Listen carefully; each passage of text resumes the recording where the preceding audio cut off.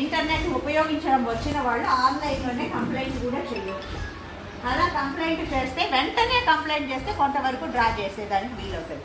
ఇప్పుడు bank fraud అనుకోండి, బ్యాంకులో నుంచి మీ అమౌంట్ వెళ్ళిపోయింది, మీరు పిన్ నెంబర్ చెప్పేశారు, బ్యాంకు ఆధార్ అనుసంధానం చేస్తామన్నారని డబ్బులు వెళ్ళిపోయినాయి. వెంటనే మీరు బ్యాంకుకి వెళితే దాన్ని కొంతవరకు ఆపుతారు ఇమ్మీడియట్గా. అయితే ఏదో 1 or 2 అవర్స్లో అయితే, ఆ తర్వాత అయితే అది సాధ్యం కాదు. ఎందుకంటే ఆ డబ్బులు అప్పటికే చేతులు మారిపోతుంది.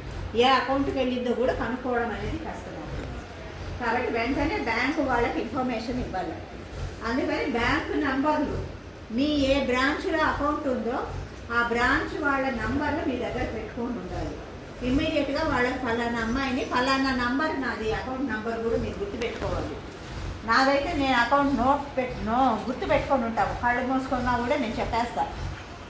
కానీ అందరికీ అది గుర్తుపెట్టుకునేంత అవసరము అవకాశము ఉండదు. అందుకని ఆ పాస్బుక్ అది ఎప్పుడు భద్రంగా మీకు అందుబాటులోనే పెట్టుకోవాలి.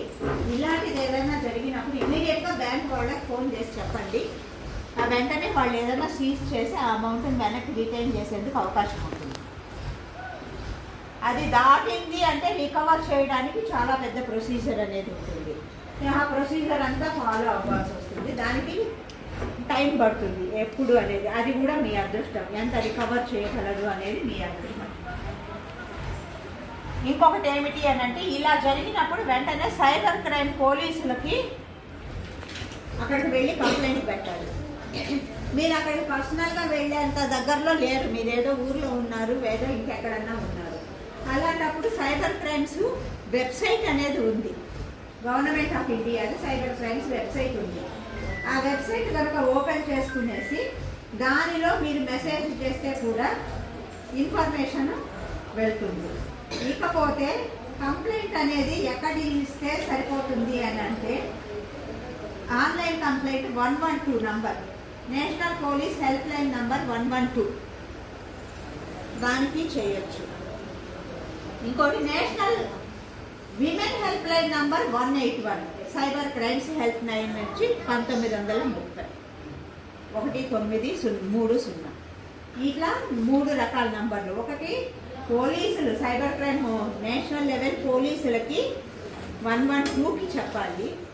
ఇంకొకటి విమెన్ ప్రొటెక్షన్ కోసం, అంటే ఇందాక చెప్పాను కదా, అబ్యూజింగ్ ఆఫ్ విమెన్, అమ్మాయిల్ని బట్టలు లేకుండా, మన మామూలు ఫోటో ఒకటి సంపాదించినా దాన్ని బట్టలు లేకుండా మార్పింగ్ చేయగలరు వాళ్ళు, లేదా ఇంకెవరితోనో సన్నిహితంగా ఉన్నట్టుగా మార్పింగ్ చేసేయచ్చు.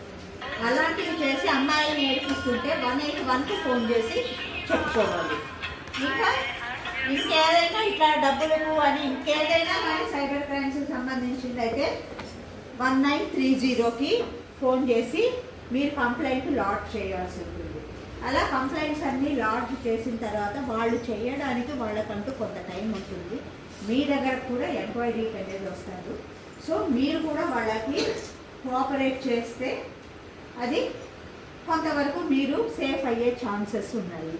అన్నిటికన్నా ముఖ్యంగా అమ్మాయిలు, నేను ఎవరికి పంపించలేదు, నా ఫ్రెండ్కే కదా, అమ్మాయికే పంపించుండొచ్చు. ఆ అమ్మాయిని బెదిరించి నీ ఫోటోలు తీసుకొని దాన్ని మార్ఫింగ్ చేస్తే చేసేదేముంది? నువ్వు నీ హస్బెండ్తో తీసుకున్న ఫోటో పంపించుంటావు, నీ హస్బెండ్తో తీసుకున్న ఫోటోలో పక్కన ఇంకెవరినన్నా నీ హస్బెండ్ని తీసి పెట్టేస్తారు. ఎక్కడో దాకా ఎందుకమ్మా, నేను ఈ అమ్మాయి ఒక ఫోటో తీసుకున్నాము, అది ఎట్లా దొరికిందో ఎవరికో పక్కన నాకు మా ఫ్రెండ్ హస్బెండ్ చేసింది పని, పక్కన అమ్మాయిని కూడా పెట్టి మా ఇద్దరిని ఫోటో పెట్టినారు. అట్లా ఇంకెవరికైనా చేతిలో పడింది అనుకోండి, ఎవరో మగవాడిని పెట్టి నేనేదో ఇంకొకటి ఏదో ఇల్లీగల్ యాక్టివిటీ చేస్తున్నానని చెప్పే ఛాన్సులు చాలా ఉంటాయి, నన్ను బ్యాడ్ చేసే అవకాశాలు ఉంటాయి. అవునా కాదా? కాబట్టి వాట్సాప్లోనే కదా, నా ఫ్రెండ్కే కదా, ఎవరికి పంపించలేదు కదా అనుకుంటారు.